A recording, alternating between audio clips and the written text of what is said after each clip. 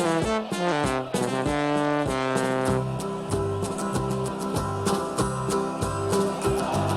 we come, blue and white, and we're looking good. You'll be in for a fight, and we fight pretty good. Getting goals is our job, and we get goals good. Looking good, we are Carlisle United. Hello everyone and welcome to the Brunton Bugle, the number one place to get your Carlisle United fix in the podcast world. I'm Lee Rooney. And I'm Mike Booth. COVID struck again over Christmas, meaning we've just got one game to review, but it's a good one as we look back at a massive 3 points picked up in relegation rival Scunthorpe, while we also look ahead to the rearranged fixture this weekend against Bradford City at Brunton Park.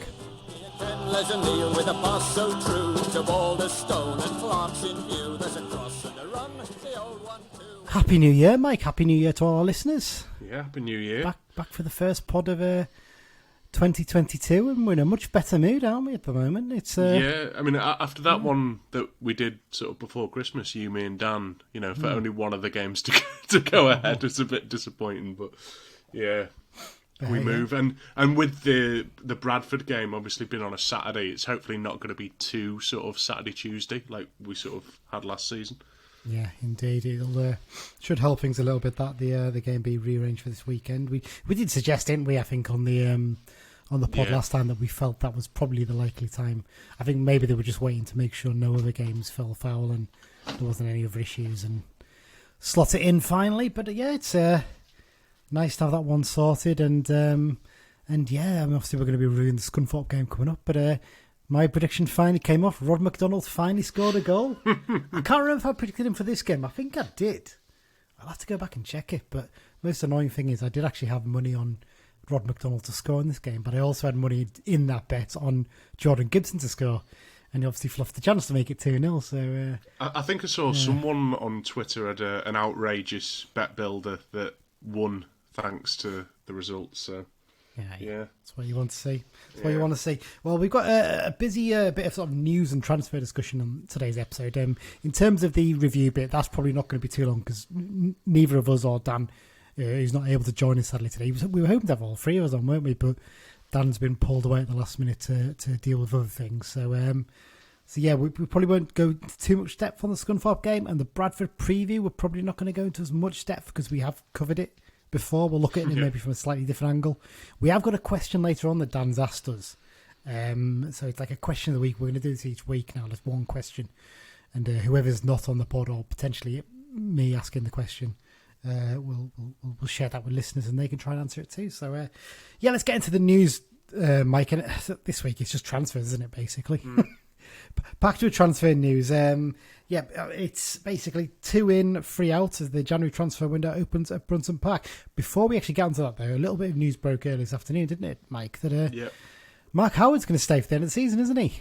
Yeah, never doubted the milk tray man's contract negotiation ability for 1 second. It's good. I mean, for him to get 7 clean sheets into the team that he came into was frankly a miracle. So I'm glad that he's here to stay. Yeah, we'll talk about this Scunthorpe game later, but I mean, defence has been a really big thing this season, hasn't it? Actually, since Millen's come, especially, we've looked a lot tighter. Take away that Northampton game, which does look like a bit of an aberration. On other performances, really, we've looked a lot better at the back, haven't we? You say the Northampton game, but the Exeter game as well. That you can sort of say, we had the man sent off and we started bright and stuff like that. So there hasn't really been any sort of standout, that was an absolute shambles, milling out kind of games. Do you know what I mean? Northampton's the only one. And that was just a game where everything seemed to go wrong for us, basically, didn't it? So there you go. But yeah, no, good news. Tied it down until the end of the season. It looks like him and Magnus Norman are going to be fighting it out for the first choice jersey in the goal. It does suggest that Lucas Jensen's on his way back to Burnley, doesn't it? I think because there's no way we can have 3 keepers and 5 technically. Yeah, I mean, the other 2. It looks like one or 2 of them might go out on loan, which would be good for their development. So it's good news that Mark's tied down until the end of the season. Yeah, but in terms of transfers, as I mentioned there, 2 in, 3 out. It's pleasing, isn't it, to see a bit of movement early on this time round? We've had issues in the past with this. Even though they said that there wasn't going to be movement early on, but Yeah, that's true. Yeah, true. It's a fair point. That our expectations were dampened, and they've been risen a little bit. Little bit is the operative word, though. We've got to be very cautious in that. We'll come on to that soon. So, I mean, we're expecting a fairly extensive rebuild, in a sense. I wouldn't be surprised if a couple of players went out, but there needs to be a couple more coming in at least, doesn't there, Mike? I think to strengthen things up. Let's look at the players who've gone out first, then, Mike. First up, Brad Young. He's returned to Aston Villa after his season-long loan spell was cut short early to return to Villa Park. Maybe a little bit tad unfortunate compared against the other two players that are leaving this January. Yeah, do you know who Young reminds me of? Mm-hmm. And it's another loanee that we had a couple of years ago, Jack Marriott. Yeah. In that he looked lively and he'd get in the right places, but he just couldn't finish off, kind of thing. And Marriott's gone on to have a very good career for himself, but he just couldn't quite get that goal. And I think he may well go somewhere else, scoring his debut and just be all guns blazing, but it just didn't really take off with us. But yeah, I think you're right. I think he showed little glimpses of promise, but I don't think he's quite EFL level yet, is he? I mean, that's one of the problems. He's come into a side. I don't think he's helped by the fact that the senior players around him have been appalling. They're the ones who've let us down massively, if you're being honest. And, not to name names or anything, but, Clough and Abrahams were the two big summer signings, and they've been nowhere near the level we expected them to be. And as a result, Young's probably had to play a bit more than he expected. He might have been expecting to come off the bench a bit more early on. Problem is, he's coming off the bench when we're chasing games and we're desperate for goals. Yeah. And instantly the pressure's on his shoulders. You forget, he's only a little bit older than Sam Fishburne.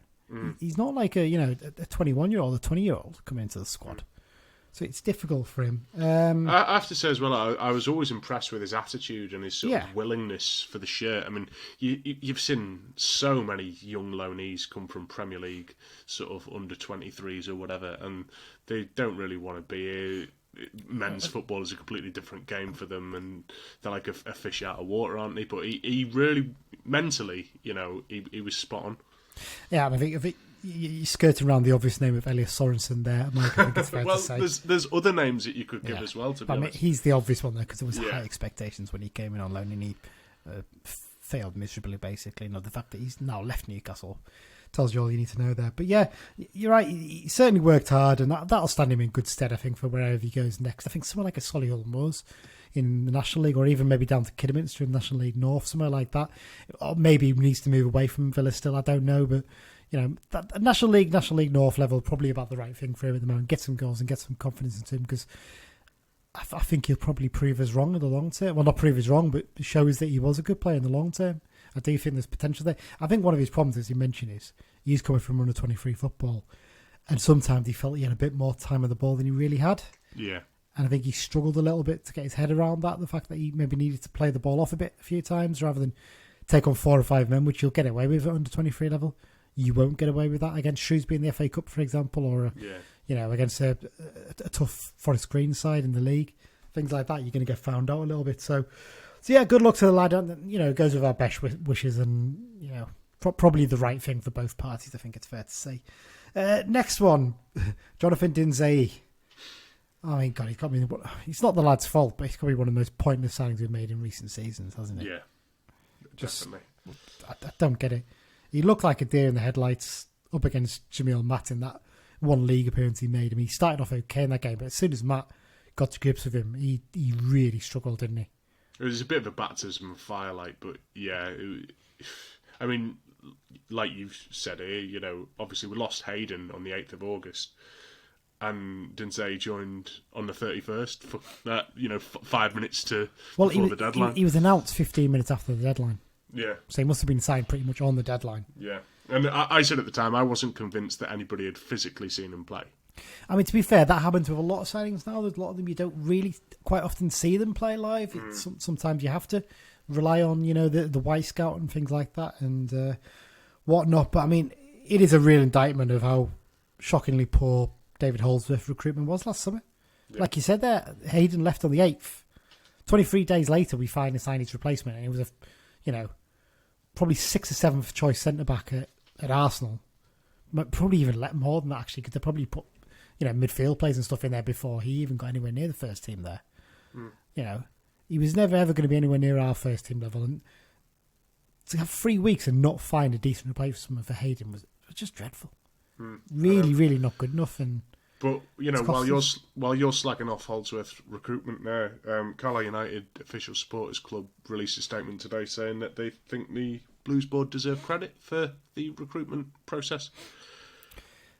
Yeah, less said about that, the better. I think it's fair to say. I mean, I saw that today. That article on the News and Star site, and give them credit for building up the transfer war chest, despite the fact that the reason we need that transfer war chest to get us out of problems is because we sold those players in the first place to make money. Yeah. I know you have to sell them. That's fair enough. You know, that happens with clubs, but the fact that it wasn't invested in August last year, we could go on a while about that, couldn't we? But I mean, we might as well have just put Jack Ellis in the first team squad and given him some experience.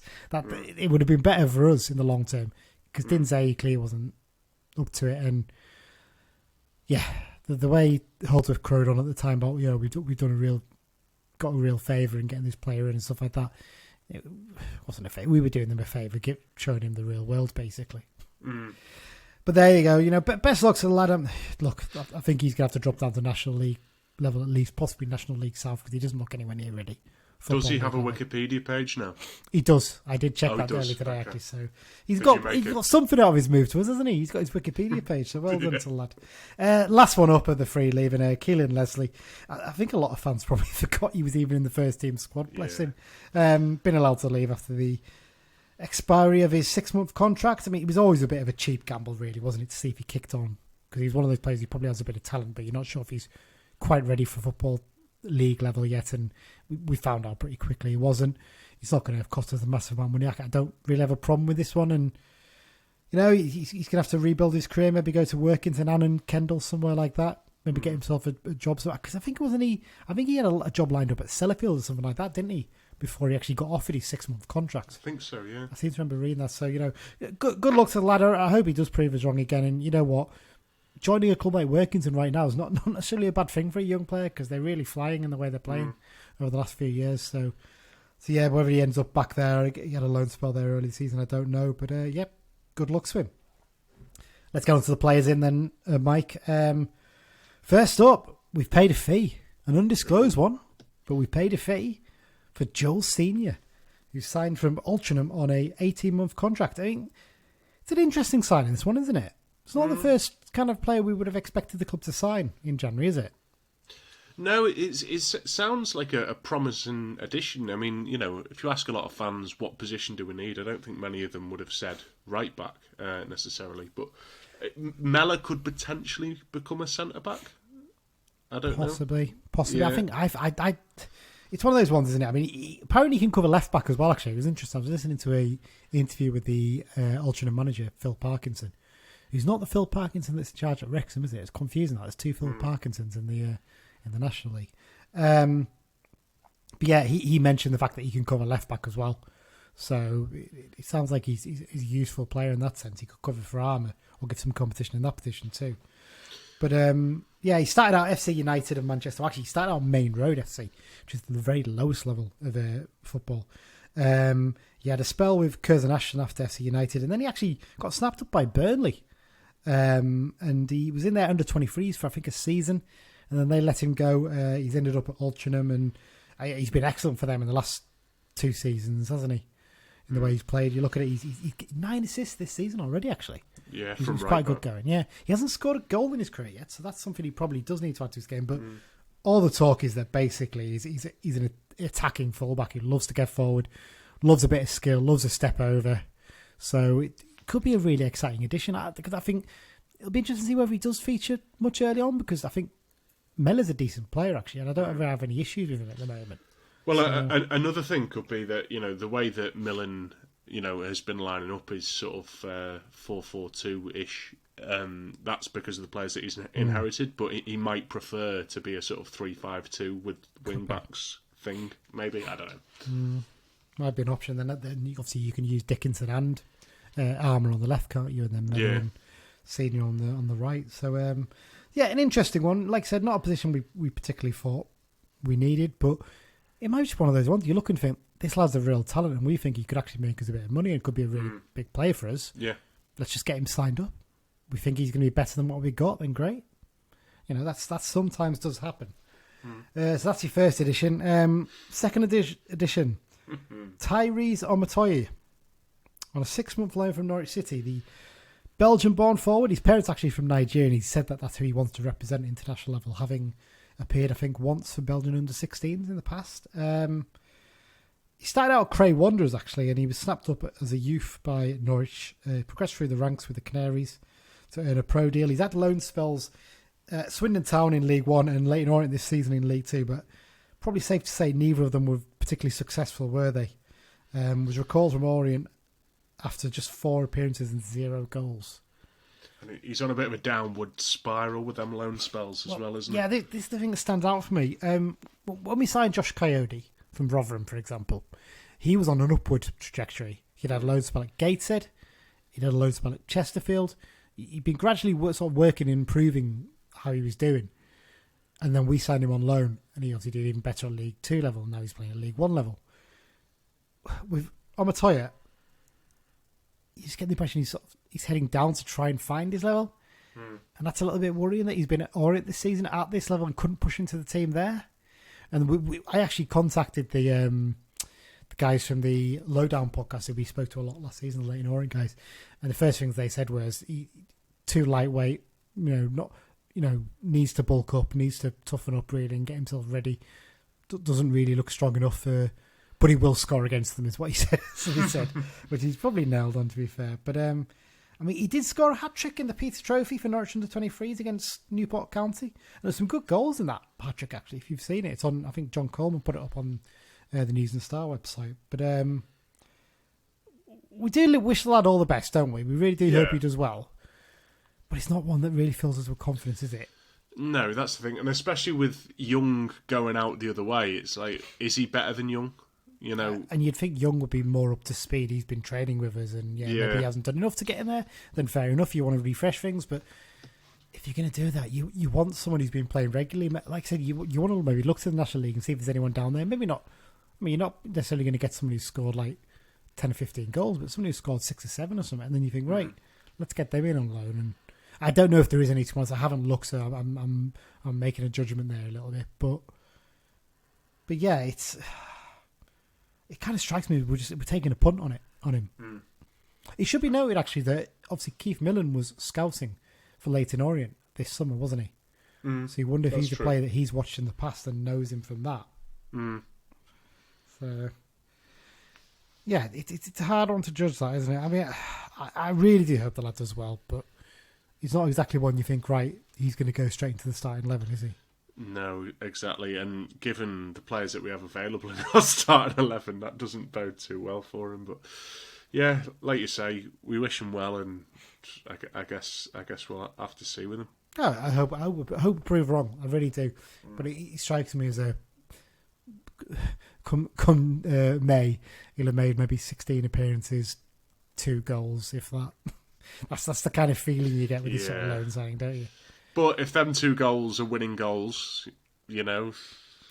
But what I'd say is at least we've got him in early in January, and we can try and get him to speed as quickly as possible, and we don't sign him on deadline day and he's coming in and not able to get in the team like a George Waring or something like that. So there you go. There's a blast from the past. Let's move on to a couple of rumours then. Mike, Brandon Comley reportedly training with the club is the rumour. Apparently he's been training with us for a week or 2. Obviously, he had a loan spell with us from QPR in the 2015-16 season. He would offer something a little bit different, wouldn't he, to the team? Yeah, loves to tackle, doesn't he? Like I said, he'll tackle his granny, wouldn't he? He's a tough lad, I remember that, and I've been impressed with the fact that he worked hard and he certainly wasn't afraid of putting his foot in. So I don't think we've really got a player like that in the midfield with a bit of energy. Not really, no. I mean, Guy sort of he sometimes sits deeper, but he's more about interceptions than he is crunching tackles, isn't he? Definitely, and he's more about spreading the play a little bit as well, isn't he? Rather than that. So interesting to see if anything develops on that one. The usual EFL transfer Twitter accounts are getting to work, aren't they, with their rumours? The latest one, Omari Patrick returning to Brunton Park on loan. He probably does need to get out of Burton on loan somewhere to get a bit of game time, but to be honest, if I was him, I'd probably be looking to go somewhere else rather than coming back here. I think he could probably go to a team higher up in League Two, maybe. I don't think it's one of those ones. Once you've left after that, after you've gone to League One to try and show you can play at a higher level, you don't really want to end up going back on loan to the same club, do you? 6 months later. No, I mean, it's a bit of a weird one because the way people are going on, they're making out like it's like prime Michael Bridges coming back, and it was decent for us, like, but I don't know. But I mean, for me, our forward line has lacked pace this season. Like other teams, we don't have the players that'll make their defence sit deep because they're scared of us, catching them out in behind. So yeah, we could do with a bit of pace, but. Yeah, I don't know. I mean, it's Carlisle fans, and they're just obsessed with ex-players. But always are, aren't we? But yeah, no, I think it's one of those ones. I think we could, we maybe need to. I don't know. I'd have him back. On which note, Mike, just a couple more points before we get to the match review bit. Who do we want us to sign? I mean, any names that come to mind on, and any areas in particular you think we need to strengthen, or the type of player we need? It's hard to think of names per se, but experienced striker definitely, and maybe just another sort of utility player. The sort of left-sided Corey Whelan that Dan sort of said a while ago, and I think that's it. To be honest, I think numbers-wise, we're kind of all right. Midfield, we've still got Charters and Dixon, who I'd like to see play a little bit more. So, yeah. Yeah, it's I do wonder if Dixon going out on loan might be a smart move, actually, to be honest, to give him a bit of game time. Charters, again, I'd like to see him play a little bit more like you. I don't know. I think we definitely need an experienced forward. I think just some old head in there to give a bit of knowledge there. They don't have to be a goal scorer, because I think the fans need to be a bit more realistic, because they hear this talk, he's not going to score 10, 15 goals. He's not a goal scorer. No goal scorer is going to come to us. That's something realistically what people need to realise. Yeah. Why would they come to us? We're struggling down near the bottom. Chances are, if they're a player who's capable of scoring goals, a team that's challenging for the playoffs is more likely to get them in, aren't they? Yeah. Realistically. We're probably looking at an experienced player. Maybe he chips in 7 or 8, maybe 9 goals a season up front. Has a 1 in 4 strike rate. But they're a real presence. They're a target man. They're maybe a nasty piece of work, basically. And someone that Fishburne could learn a lot from as well. Yeah, that's the kind of we need. And I don't know who that plays. I probably need to have maybe next week we'll come back and we'll talk about some names. We'll have a look, do a bit of research into what we think we could. Yeah, I mean, I said a while ago, someone who's sort of at a Championship or League One club and just isn't getting game time, and they don't have too long left on the contract, and they need to be playing football to sort of show that they've still got it, kind of thing. Obviously, I don't know a name that fits that bill, but there'll be someone out there, because I think a lot of reserve football, certainly for us, has been on the back burner with COVID and stuff. There hasn't been so much of it. So, yeah, someone who just isn't playing and wants to play. Yeah, definitely. I mean, signing a player on over from Norwich as well does have me concerned, because something Miller did mention in his interview talking about Dinzey going back was that he was a young lad, long way away from home, not playing much, and it was difficult for him. I mean, what happens if the same happens for Omatoya? And then suddenly he's miles away from home, and he's not very happy or whatever. It's going to be tough for him if that happens. That's why I always think, why don't we go back to something tried and tested? Like, we used to get a lot of players from Middlesbrough. I don't know if there's anyone in Middlesbrough potentially look up. I know Graham Kavanagh's son's in the set up there. I think he's a little bit too young to come on. I think he might be 17, but there must be the odd player there that potentially could come in or something. I don't know. Although it's experience we need more than anything in it. I mean, Middlesbrough generally harbour a lot of like under 23s in their sort of fringes of the team. They don't keep hold of too many. No, that's what I say. No, in terms of that, young players signing on. Yeah. That's the kind of young players I would have liked to have seen us sign. But as it is, we just seem to be looking at young players from miles away, at the end of the day, couldn't do it at Leyton Orient, in the top half of the division. So, oh well, but yeah. We'll have a look at that, but like I said, experienced head. We need at least one experienced head coming in January. What position that is, I don't know, but that needs to be happening. Right, let's get into the match review, Mike. So had to wait 3 weeks to play another fixture, but United certainly didn't look rusty for this one as they picked up a comfortable 1-0 win against Scunthorpe United at Glanford Park, making it actually consecutive 1-0 away wins at relegation rivals. That's a big thing, isn't it? Yeah, when you think about it, you lose those 2 games, suddenly you're 3 points adrift at the bottom. That's when concern was set in. So it's 2 big results in that sense, isn't it? Yeah, it's one of them as well. If we'd have managed to beat Scunthorpe in the home game, I mean, would be miles away from them. I mean, we barely deserved that point in that game against them. To be fair, that we were awful that day.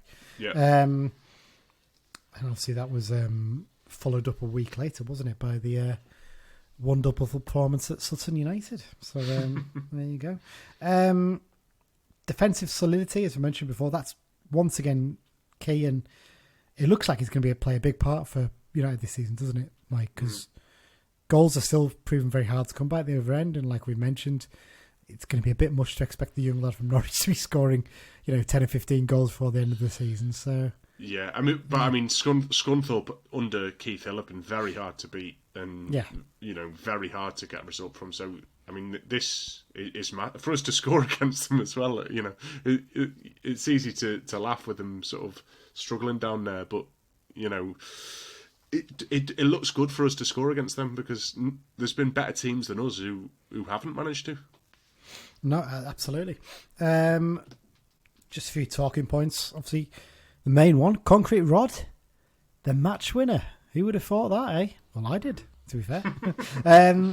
Probably the most unexpected source for a goal in the team outside of Mark Howard. I think it's fair to say. Rod McDonald headed home the winner on 40 minutes from a Callum Guy corner. I mean, he did take a big deflection to send it past the keeper, but it was on target, so it's Rod's goal. But if you're in the box and you're doing them kind of things, I've said it before when we've conceded own goals. If other teams are in your box and they're causing you problems, that's when you're going to score an own goal, or so that's when you're going to have a deflection go past the keeper. So if you're not asking questions of the opposition defence or their keeper, you're not going to score them kind of goals. Yeah, and he's been getting better and better as well, hasn't he, McDonald, at doing that. I think in the last, 5 or 6 weeks, it seems that Millen's getting the best out of him for that, whereas Chris Beach never was he really? To be honest, he wasn't really a massive threat on set pieces at all, whereas he's hit the bar a few times in recent games, and this is actually his first goal for United and his first goal for any team in over 5 years. It's an astonishing start, that, isn't it? Yeah. It just does show you really that it's a bit much to expect him to be a goal threat for us, but hopefully be one of those ones where he's got one now and he'll grab a few. But it's weird though because we've had shorter centre halves who have scored so many more goals. I think Peter Murphy was probably 5'10", wasn't he? 5'11". Yeah, it's not always about how tall you are, is it? It's about how exactly. you're able to leap and how you're able to time and make your runs and things like that. And hopefully that's something that Millen's been working on. Millen himself was a centre back, so that probably helps a little bit as well. But yeah, it shouldn't be underestimated how good he was defensively as well, though, should it, Mike? Because he's really stepped up. Since that Northampton game, he's been a different player altogether, hasn't he? He almost looks like a quiet leader in the team, doesn't he? He's not.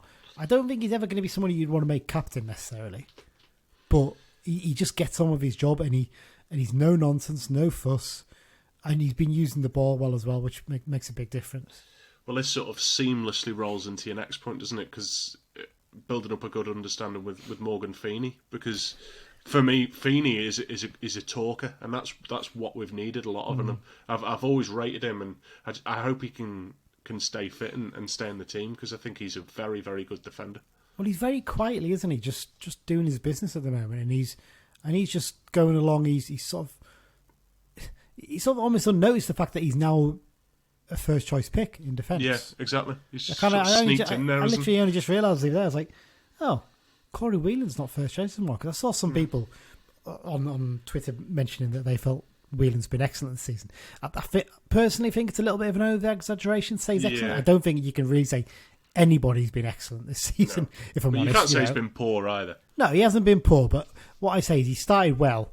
I feel like he stagnated a little bit, but I think partly that's because we haven't really pinned down a position for him. We've been using him in midfield and at right back and all over the place, really, so it's tough for him in that sense. But I feel he's got a bit of a challenge to get himself back into the defence if that's where he wants to play. Also, he's been used in midfield in the last few games, so maybe that's where he'll end up playing, possibly. I don't know. But yeah, Feeney, just getting on with his job, and he's one of those ones now where you think, yeah, okay, you keep going, and then we'll get him tied down for another year, probably. So really, really good to see the understanding them two are getting, and it's making a big difference. I mean, you look at it, in the last 4 games, we've conceded 1 goal, is it? That was the goal against Mansfield Town. Can't think before that as well. Did we have a nil? In fact, did we have a 0-0 before that as well? I'm trying to think off the top of my head. I haven't got it's one of these things. I should really have the fixtures up in front of me, shouldn't I? Really? So give me 2 seconds. I will double check on that. But yeah, no, defensive solidity. That's the massive thing for us at the moment. We need to keep that going. We need to keep getting results where we can. We lost against Harrogate and Exeter. I forgot about those two. So there you go. But generally, we're not conceding goals, are we? That's the key thing. Last 4. Yeah, exactly. So. And before Millen came in, we were conceding quite a few, and sloppy goals as well. So yeah, I mean, between sort of him and Howard both coming in at a similar sort of time, they've really helped steady the ship. Absolutely. Moving on. One issue we've got to bring up is, once again, we had a patchwork attack, didn't we? Reinforcing the need to get extra quality added into attack in the January transfer window. 18-year-old Sam Fishburn, still a white yes at the end of the day. That's still got to be remembered. And John Mellish, defender, midfielder, striker, playing wherever you want, basically. Led the line manfully, but not having that much impact in terms of chances. I admit, we don't talk about the Peter Striver on this programme, but I do try and watch the YouTube highlights just to see if there's anything interesting or of use to talk about on the programme. And it did look actually like Mellish was quite impressive in that game. Yeah. He seemed to be doing a lot of running, and he seemed to be leading the line quite well, so maybe he's just starting to pick up a few things. It's just incredible, isn't it? Move him to any position, he just starts to pick bits up, doesn't he? So maybe that will be his long-term position for us. But yeah, we need additions there, because again, Abrahams hasn't been good enough when he comes in, and Clough just isn't up to it at the moment either. So we need something in there. And like I said, Mampala, to be honest, he's one I'd look to move on in January as well, because he's just not been good enough either. He's not been ready for this level. Yeah, I mean, for me, it seems that Millen has been preferring a 4-4-2, and the sort of question for a while, wasn't it? It was, should we play Mellish or Clough, or how's it going to work? But for me, if you set the team up to sort of suit John Mellish and let him do what he likes to do, we've done a lot better in them games than the games where we've set the team up for Zach Clough and let him do what he does. Do you know what I mean? So, for me, Mellish should be playing ahead of Clough. Well, it looks like Riley came on at half-time for Fishburne in the midweek game, didn't he, by looks of things? And from what I've read, that second half is when we caused a lot of problems. And we must have been playing 4-3-3, because Riley would have dropped into midfield, I'm guessing. I don't know whether Gibson moved up front or they just played with Gibson and Dickinson either side, but that shows maybe 4-3-3 with Mellish as the lone striker is another option, possibly. I don't know, but I don't know enough about that game in midweek to comment that any more deeply in that. Final point, Mike, I just got to say here, one thing that might have been overlooked, how much of a good day it was to get a win, really, because you look at the results. United were the only side in the bottom 6 to win their game.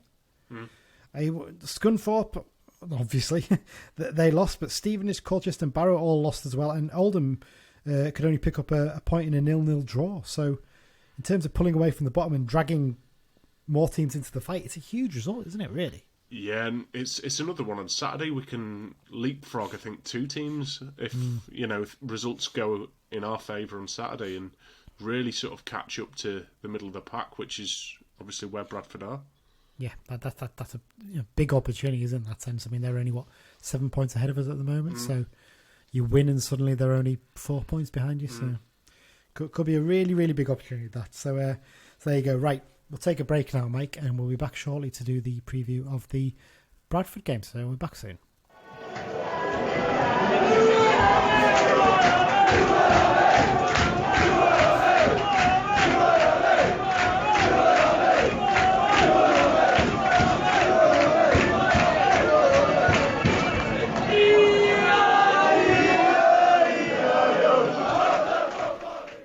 And we're back for part 2 of the Brunton Bugle this week. Just to remind everyone, you can subscribe to the podcast via all good podcast apps, Spotify, Google, Apple Podcast, Acast, who we actually host our podcast. It's a really good place to get the podcast. If you click subscribe, it'll come every time we release an episode. It'll come straight into your little inbox on your podcast app. And if you can review us on any of those apps, particularly on Apple, really, really appreciate it. We've got fantastic reviews on there. Even if it's just literally leaving us 5 stars, that'd be really, really kind. If you can write a little bit of text as well, brilliant. And obviously you can follow us on social media at Brunton Bugle on Twitter. Brunton Bugle, just search for that on Facebook. You'll find us there. Email us, bruntonbugle@gmail.com, and we're on the Be Just and Fear Not Facebook group, and we're also on the Cumbrians.net message board as well. Another reminder, our sponsor this season for the second half of the show is the Carl United Supporters Club London branch. The London branch is open to all Carl United fans. They've got members from Cornwall to Dundee and Houston to Singapore, and of course every part of London and the South East. They regularly meet up on away trips, as well as arranging many social events and supporters games, and also do fundraising for the club. They'll be providing us with information for the away games as part of the preview section this season too. You can find out more about the London branch at their website, carlisle.londonbranch.org. And Mike, while we're recording, I've just spotted there, Dan's just sent us a WhatsApp. Keith Millen's confirmed that Brandon Comley has been training with the club. So there you go. It's not just a rumour now, it's officially confirmed as we're recording. Yeah, that's good, isn't it? But he wants to have a look at him apparently. So interesting to see if anything develops from that any further. He doesn't have the afro anymore by the looks of things. No, he doesn't. He's at a much closer cut, hasn't he? Well, let's get into the Bradford preview section, Mike. There's no catching up with the opposition section this week, as we spoke to Bradford fan before Christmas. So if you want to hear what Bradford fans have got to say, go and listen to that, basically. It's a couple episodes ago, wasn't it, I think? So you'll get your stuff there. It's a 3 o'clock kick-off this game. In terms of refereeing officials, it's exactly the same as it was for the original games. Andy Haynes from Tyne & Wear. It's his 15th season as EFL referee. He's taken charge of 19 games this season so far, handing out 50 bookings and no red cards. He's actually not taken charge of a game since the 7th of December. So he hasn't actually taken charge of a game since he was supposed to be referee for our match. So all his other games must have been called off because of COVID as well. Last took charge of United for the 2-1 home defeat to Cheltenham Town last season, and no players were booked that day. Head-to-head record, played them 54 times in our history. Quite a low number, actually. I thought it would have been more. 19 wins to United, 14 draws, and 21 wins to the Bantams. So yeah, Mike, Bradford City. I think it's fair to say a team that we expected better things of this season, isn't it? I think we all thought they were going to be up there in the playoffs with Derek Adams in charge.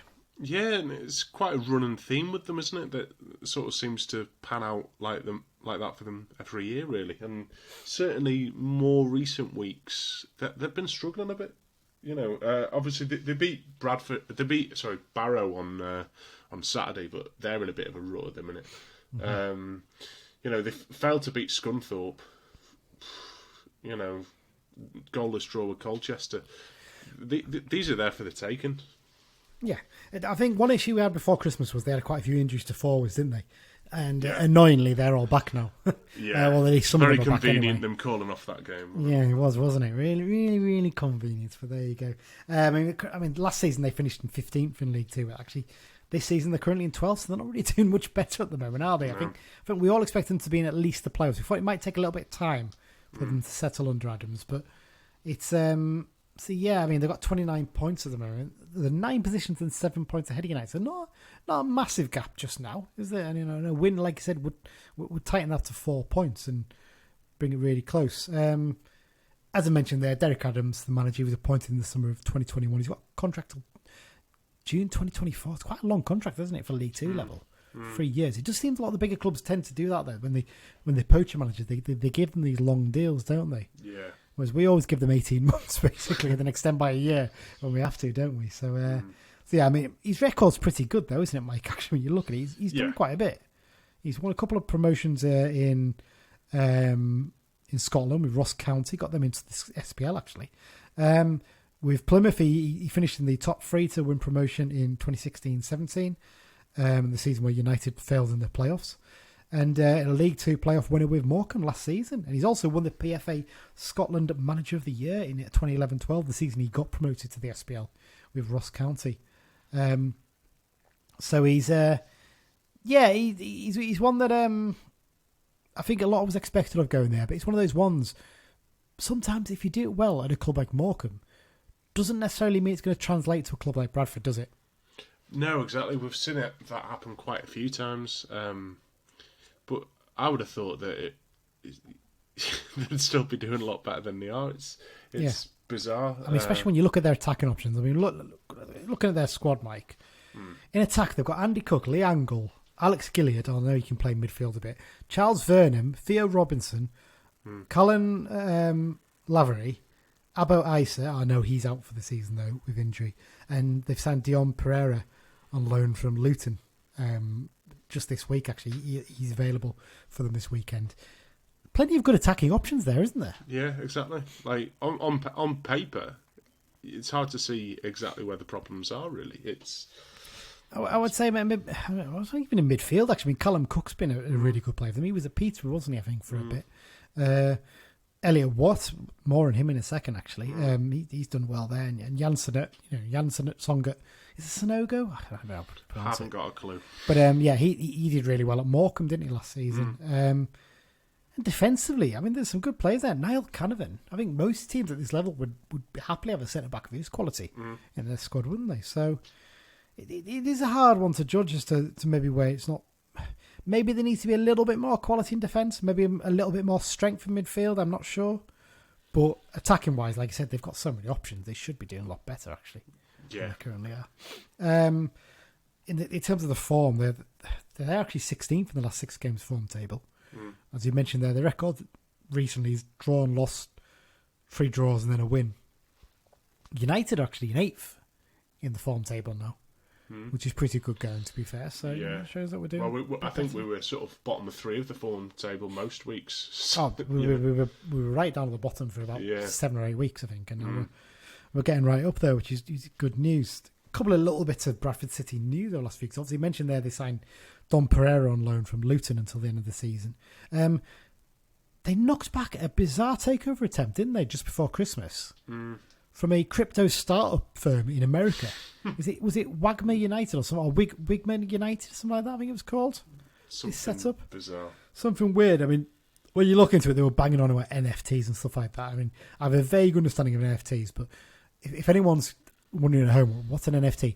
Don't go and look it up, because you don't want to end up down the minefield of potentially getting involved with that nonsense. Basically, you're buying imaginary receipts, basically, aren't you, of images and things. And if we get any crypto people messaging us about this or tweeting and saying, "Oh no, it's not this," you're getting blocked. I don't care what you've got to say. I've got no time for NFTs and all that rubbish. I mean, the thing is like these Americans were sort of saying that investing in an English football club is like there's like no risk or low risk. I can't remember exactly what they said. If it doesn't work, well, there's no risk. It's like, well, there is to the club. Yeah, exactly. You know, the fans, the community. Like, if the football club goes tits up, like people have lost everything. I mean, they had this idea, didn't they, that basically general football fans would go out and buy these NFTs, to help, and that money would go into supporting the club and getting up the leagues. It's like they don't seem to understand the tribal nature of football over it. I wouldn't buy an NFT to support Bradford City. No one would, no. Unless they're a Bradford fan. And even then, I think they'd be mad to do it. It's nonsense, isn't it? Basically, so yeah, I think they've very much dodged a bullet there. I think it's fair to say, and I think that, to be fair, I think their owners straight were like, this is nonsense. Go away, basically. Didn't they? They essentially said so. So there you go. I'm kind of hoping that our owners don't even touch that. I know we're desperate for takeovers and stuff, but believe me, we could do a lot worse than we are right now. Yeah. And something like that, I think, would be worse. But there you go. Other bit of news with them, actually, is that talk about Elliot Watt, we mentioned before. He's been linked with a move to the Championship side Blackpool. He was actually linked with Norwich earlier this week as well, wasn't he? Interesting one, that one. Yeah, because you feel like he's not really set the world alight at Bradford so far. I mean, last season he didn't really do that great, did he? But he seems to be settling down a bit now. I think when you spoke to the Bradford fan earlier in the season, he was saying that Watt's been sort of like chalk and cheese. Like, some fans love him and some don't like him, and he's always trying to do like the Hollywood passes rather than, the simple 5-yard passes kind of thing. I think the play with him, with such a quality delivery on set pieces as well, he's always going to have a bit of value, isn't he? There's always going to be clubs looking, thinking, easy, useful play. Because even if at championship level, they can think, right, we can throw him on for the last 20 and get him taking all the free kicks into the box and stuff like that. And he becomes a big play for them, and he maybe develops a bit more as a player. So you can see why they're interested. But yeah, I'd be surprised if he ended up at Norwich. I think Blackpool's a more realistic target. He's from that area, isn't he? He's from Preston originally. Yeah. I seem to remember. So that might be one that interests him. So, interesting to see how he does there. So, our feeling is that this is the game we can really have a go with them, especially as they've probably still got players recovering from injury as well. So we'll have to see. I mean, looking at their lineup last time out, Mike, when they beat Barrow 2-1 thanks to goals from Angle and Cook. Like you say, it's quite I think the defence is actually quite strong when I look at it there. You've got Frelcold, Kelleher was Wrexham last season, Powdy O'Connor and Rydal. That's a strong looking defence. I don't know much about the lad from Wrexham, but the other three, big physical lads. They're not lads who, can get shrugged off the ball easily, you'd think. Yeah, you'd think. And you've got that base of Sonogo and Watt in midfield, and then you're sort of attacking free of Gilead, Cook and Angle. I mean, Angle's more of a target man, so I'm surprised he's sort of playing as your sort of wide left. But I mean, I suppose it's quite similar to the way Coyote played for us last season, isn't it? In that sense, that playing a target man, and you can target that person with the long balls. And having Charles Vernon on the bench, not having to use him as a sub is not a bad situation to be in, I suppose, in that sense. So yeah.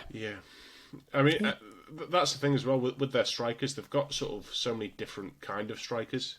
Yeah. And they're sort of, I mean, to be honest, they're all kind of big lads, but, they've got so many. I feel like you could give us any one of their strikers, and I would love them to sort of come on for the last 20 minutes. Like, to be honest, you're right. As a plan B kind of thing. I think maybe they have too many plan Bs. That's their issue. I mean, looking at your strikers, really, are Cook, Angle, and Robinson, aren't they? I think the other ones are generally wide players. I think Lavery might play down the middle a little bit, but I mean, any of those three, or maybe Lavery, they'd probably start for us. Yeah. The situation we're in right now, they'd start for us. So that shows you how much stronger they are than us in terms of attackers. So there you go. Well, let's move on to United then, Mike. Injury-wise, Riley returned to action in the Peter Trophy against Harrogate, as did Mampala and Abrams, who were isolating before that, weren't they, due to COVID. So they're both back and available as well. So there's 3 more players into the squad. Josh Dixon also returned to training this week. So maybe he could potentially come onto the bench, possibly, instead of Ellis. I don't know. Actually, in fact, probably not instead of Ellis now, because Senior's there, isn't he, I suppose. So I think it's just a case of who's fit at the minute. Yeah, basically. As to who gets on the bench. I don't think we can leave anyone in the stand, can we? Yeah, still out Clough, Alessandra, Toure and Jensen. Clough and Alessandra, I think, are both back running on the grass, aren't they? So maybe not too far away from action as well.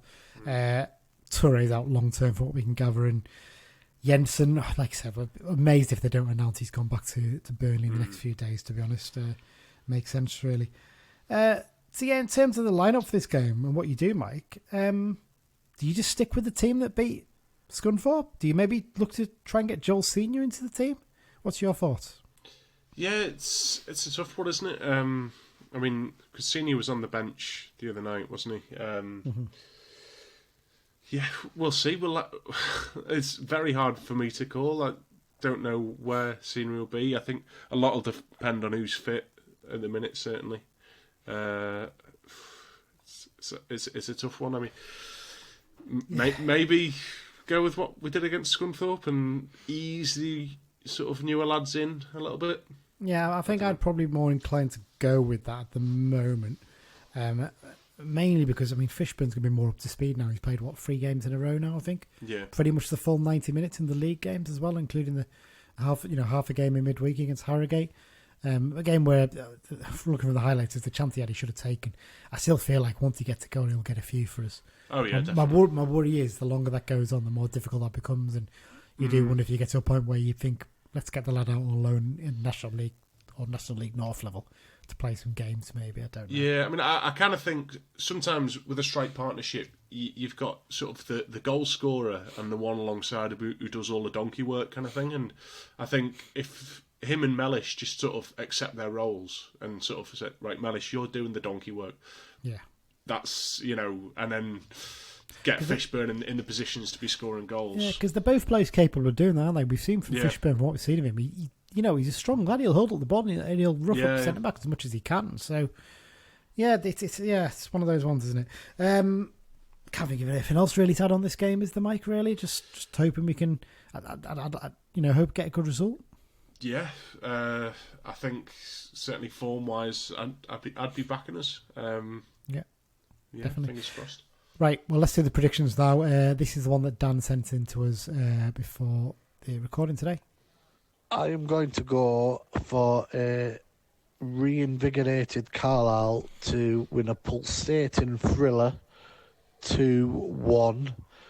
I'm going to go for goals from Fishburne and Omatoy off the bench. Oh, there you go. That's what he's going for. Mike, what are you going to go for? See, I was going to go 2-1 as well. So, yeah, I'll stick with that 2-1, and I'll go for Mellish and the Fish. Oh, I was going to go for that as well, to be honest. That's really annoying. I'm going to go 2-1 as well, but I'm going to go for the Fish and McDonald to get 2 and 2. He's going to find goal scoring form all of a sudden. That's what I'm going for. Lightning doesn't strike twice, Or should I go for Gibson? No, I'm going to stick with what I said. McDonald is going to score. There you go. Before we go on to the X-Files, we're doing a little new feature. We're going to do like a question of the week. So one of us is going to set a question for the other two, and we've got to try and guess the answer to it, basically. So Dan has sent in this question to us this week because he's obviously not here. So let's see if we can work out the answer to this. Right, so here's my first quiz question for the pair of ears. The 2006 season saw Carlisle draw 1-1 with Bradford in a League Cup game at Brunton Park in the August. Carlisle won the shootout that followed 4-3, but which two players who played for Carlisle in their career both scored for Bradford in that shootout? Best of luck. Ooh. This is a tough one, this one. He sent it earlier. He didn't mind us listening to this because we can't listen to the answer. You sent that. And I was really struggling to recall because, I was thinking, okay, so it's someone who joined us afterwards. And I thought, well, no, he just said in their career. He didn't say whether they went played for us before that or after. Now, I know Paul Arneson went there, but that was a good 2 or 3 years after that, wasn't it? So it's not him. Yeah, I think Bridge Wilkinson played for Bradford around that time. Did we not sign him that summer? Or I imagined that. We signed him in like 2007. 08 season. Okay, so we're going Bridge Wilkinson for our first guess. Yeah. Yes, let's go for that because I'm pretty sure. I think you're right. I think he was there at that time. So Mark Bridge Wilkinson is one of them. Who else could the other one be? Now, Jeff Smith had a spell there, didn't he? I don't think he was there then. I think he was at Port Vale by then. I'm genuinely struggling. Trying to think of a striker maybe who went there, possibly. It wouldn't be Danny Graham. He didn't have time there. Of course, you had to leave the X-Files off the running order, didn't you, for this one? Yeah.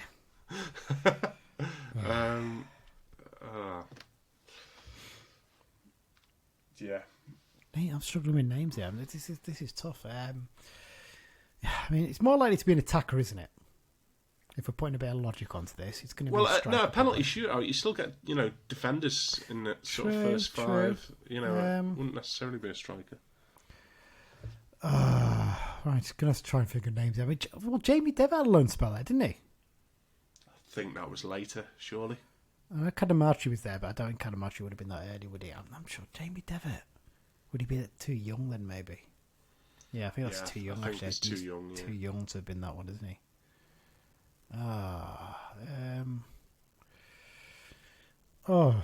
This is much tougher than I thought it was going to be, actually, this question. Yeah, especially the way that he's asked it as well. Yeah, he's worded it very interestingly. He's made it tough for us to actually think. Trying to figure the names that were there last time when we did the preview one. And both... did Billy Paynton have a spell there? Ooh, that could be a shout. I think Billy Paynter might be one of them. Are we going to go with Billy Paynter or... who's the one? I'm thinking off the top of my head. There's a couple more I'm trying to think of. Billy Paint, Jason Price had a spell there, but I think that might be a bit early for him there.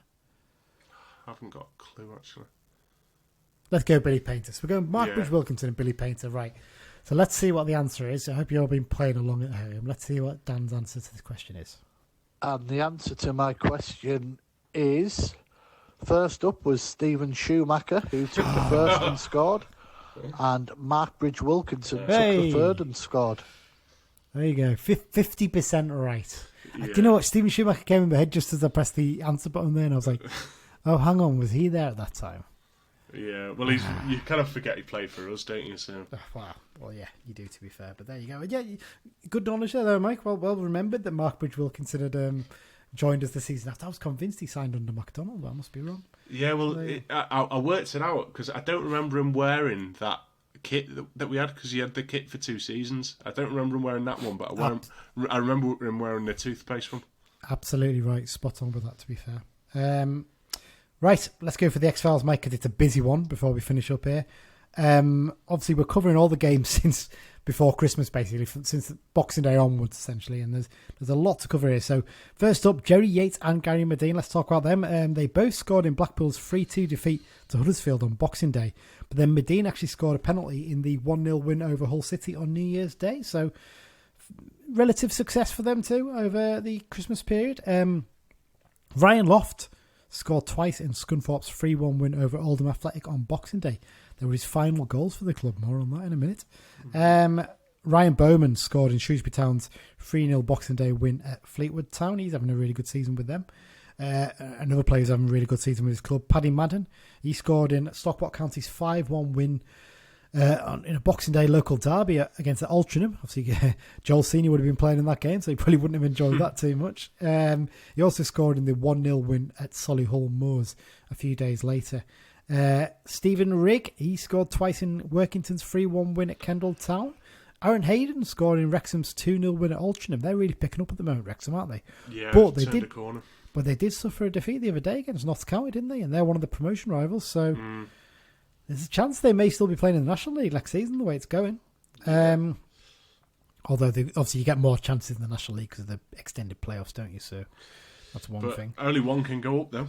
Automatically true, yeah, and only one goes up from the playoffs, so yeah. 6 of them. Angelo Balanta, as a player in the National League who scores a few, he scored the winner in the 1-0 result over Aldershot Town for Dagenham and Redbridge.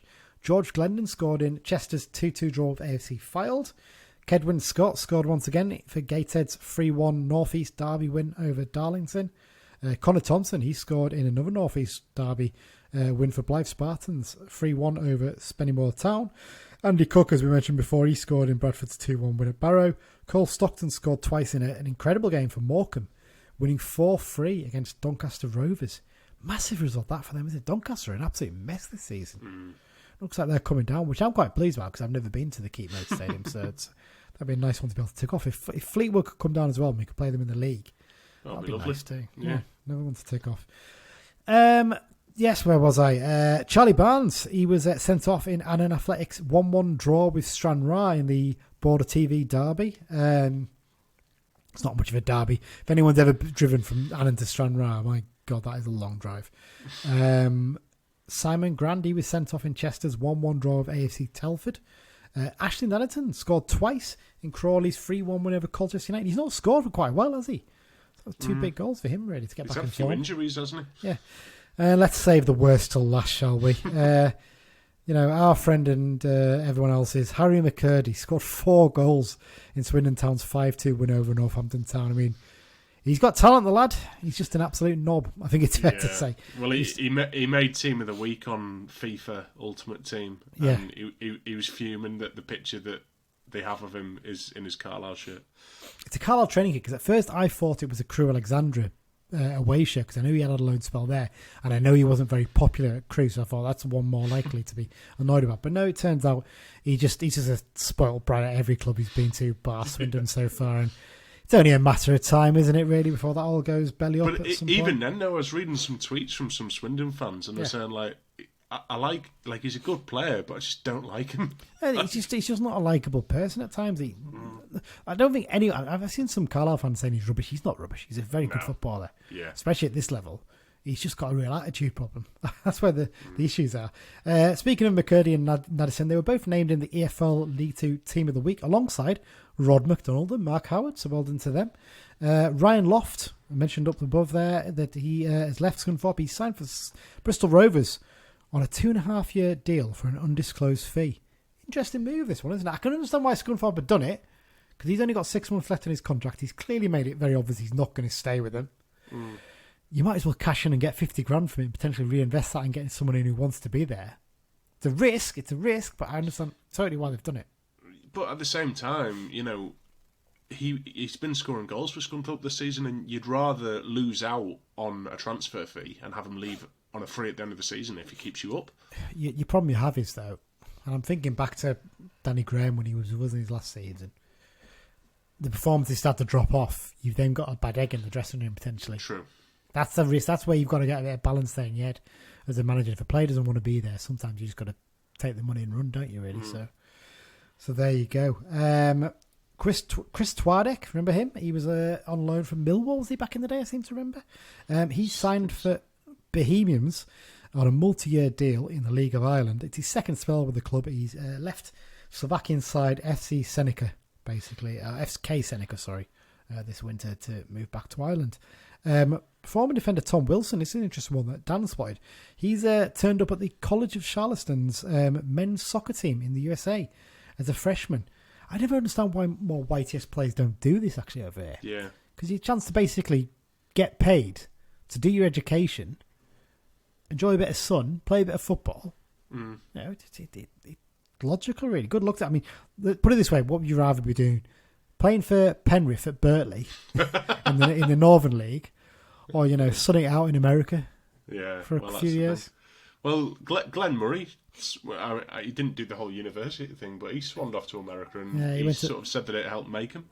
Wilmington Hammerheads, didn't he? I think he went to, just before he signed for us, actually, funny enough. And the final little bit of news, Dean Henderson. He's one of several players reportedly keen to leave Manchester United, who are on the fringes of the squad. I think Ralph Ranieri, the new manager there, has said, hasn't he, that he won't be going out on loan in January. So the talk is he's going to try and force through a transfer, basically. Yeah, fingers crossed. Which would be lovely, wouldn't it, if he managed to do that? But we'll have to wait and see in that one. So that's the X-Files summed up there, Mike. And that's it for this week, isn't it? Thanks once again to our sponsors, the London branch. In terms of upcoming episodes, because of this rearranged Bradford game, and because Dan wasn't available this week, we've had to rearrange doing our State of the Club episode. We're going to have to basically wait till there's a week where we've got no midweek game, because actually coming up there's a few weeks where we're going to have them out, isn't there? So obviously got the Hartlepool game coming up. That's been rearranged for the 18th, I think it is. And obviously the Salford game's now rearranged for the 1st of February. So we've got quite a few episodes and probably mini episodes to fit in that time. So we'll have to see what we can get covered. But and obviously the Bradford game, but on the Saturday, is put back our State of the Club podcast. Yeah, basically, essentially, like I said, that's essentially where we are. But we're just going to have to wait and see with that one. But hopefully there'll be some interesting developments over the next few weeks in terms of all that stuff. You never know. It never seems to be, but we live in hope. But there we go. That's our first episode of the new year done, Mike. Thanks once again for joining me. Thanks everyone for listening, and up the Blues. Up the Blues.